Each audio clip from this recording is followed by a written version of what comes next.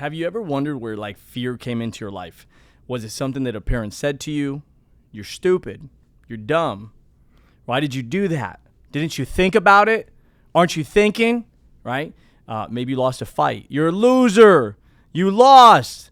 You're weak. Right? Maybe you lost a game. You freaking lost a game. It was all on you. You messed it up. Why did you let that person do it? Why didn't you do better? Right? Somebody dumped you. I don't want to be with you anymore. You're not what I want. I want somebody else. Right? Where did fear come into your life? Have you ever even asked yourself that question? Where did fear come into your life? I can give you a couple for me. I lost a fight when I was like in first grade or second grade. Right? The guy took my food. I was like, I'll meet you on the grass, bro. And there was like 5 of these guys, they jumped me, okay? Little 7-year-old gangsters, I guess, right? And one guy punched me, and I lost a fight. And I didn't have anybody to go home and process with, so I was like, dude, you're weak. You freaking suck. You're not a good fighter. I want you to think about this. Fear entered my identity, right? Because I lost a fight at 7 years old, and I said, I'm not a good fighter. You're weak. You got beat up, man. You're not the guy. You're not the man. You're not this. That shit, that little failure became an unconscious identity for so many years. Why? Because I didn't have anybody to process this with, right? I didn't have anybody to process. I was like, man, I don't want to get in trouble at home. Let me not say anything, right? And that's one of the biggest things is that we're afraid, we're ashamed of what somebody else is going to think about us or say to us. We're afraid of failing. We're afraid of not being enough. We're afraid of those things. And so mismanaged failure. Right? What if somebody would have said, hey, you know what? Well, that's great. That's great that you freaking lost a fight, man, because you've never, ever been in one. So that's the normal thing that happens in a fight. Oh, really? It's the normal thing that happens in a fight? Yeah, but guess what we can do now? Let's practice. Let's get you in boxing. Let's get you in karate. Let's get you in taekwondo. Let's get you in wrestling. Let's get you in Muay Thai. Let's get you into something so you can learn how to defend yourself. Okay. Right? And I'm sure if I would have asked my parents, they probably would have said, yeah, we'll sign you up for that. Of course we will, right? But in my mind, I'm like, man, I'm just not a good fighter. I'm just not this, right? I remember where, hey, you know what? And you know, parents will say things. They don't mean bad by it, and they shouldn't blame themselves. We've all made mistakes. There's not a freaking perfect parent in the world. But you know what? Hey, are you dumb? Are you stupid? Right? That little comment, you have no idea when somebody looks at you as their hero, how that little comment can break somebody. And I think as parents, we have to remind ourselves of these things. Man, that person looks at you as their hero. So every word that you say carries so much weight, right? So we have to overcome these things, right? Maybe somebody dumps you. And instead of really understanding like, hey, there's, over 7 billion people today. Almost all of them have been dumped by somebody. You're in the 7 billion club. Instead, you think you're the only person that's ever been dumped. And this is why sharing failure, sharing these experiences, being vulnerable, sharing areas of your life where maybe there's guilt or there's shame, sharing an experience of guilt, shame, or failure, it's so powerful because it allows somebody else, right? One, you get it out of you, because if you don't get it out of you, it lives in you. So you got to process it out. You either got to process it out, share it out. You got to get it out somehow. Write it out, journal it out, pray it out, but you got to get it out. And so it allows you to get out, but it also allows somebody to share their failure with you too, or their story with you too, or their progress with you too. And then all of a sudden you realize like, man, okay, this is a normal thing.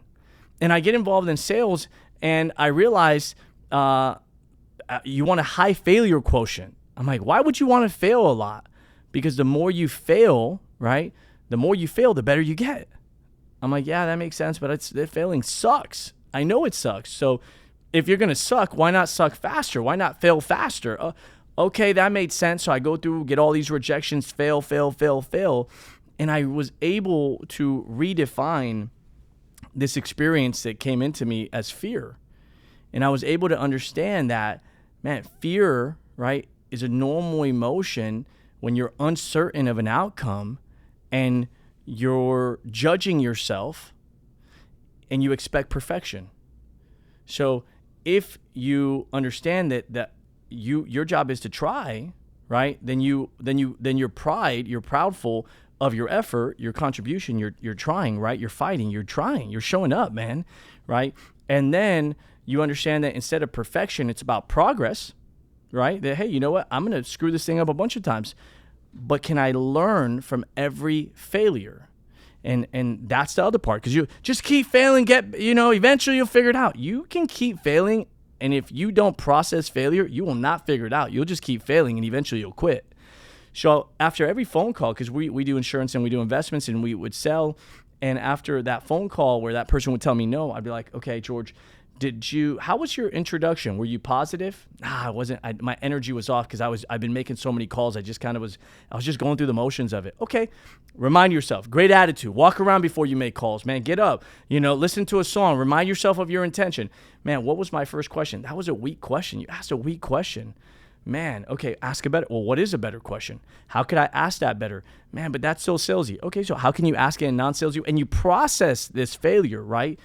Man, that person said no. What could I have done in the appointment? You know what? I was so worried about the outcome that I didn't connect. Man, I got to connect more. I got to be present. I got to stop thinking about the outcome. I got to be present. I got to remind myself of my outcome is really to add value, not to try to sell that person. So that changed my processing failure because I was able to get better, right? So you're looking for progress over perfection. And then the final part of this is if you think that there is an outcome, right? That it's just, there's a yes or no, it's black or white. You're going to live a very stressful life, right? Where you find happiness, where you find pride, where you find fulfillment, right? Is in your ability to keep showing up every day, keep getting better every day, keep trying every day, keep improving every day.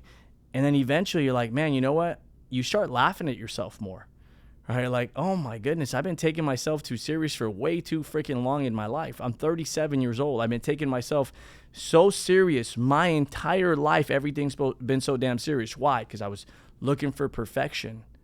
And I finally had to realize it, like, man, you're going to fail. And people, if somebody can't accept that, if somebody can't forgive you, somebody doesn't accept your silliness or your goofiness or your who you really are, then maybe that person's not meant to be in your life. And that's okay, right? But if you're happy with yourself, you don't need that permission from anybody else. So this whole thing is about really filling yourself up and becoming somebody that you're proud of. And at that moment, failure has a different emotional reaction. You react to it differently. So going back to the question, where did fear enter your life?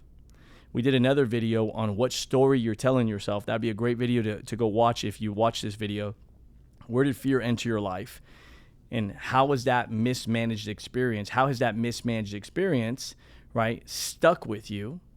And how can you process that situation in a different perspective to where you can kill that fear that's lived inside of you for so long because it's not been paying rent and it's not supposed to live inside of you.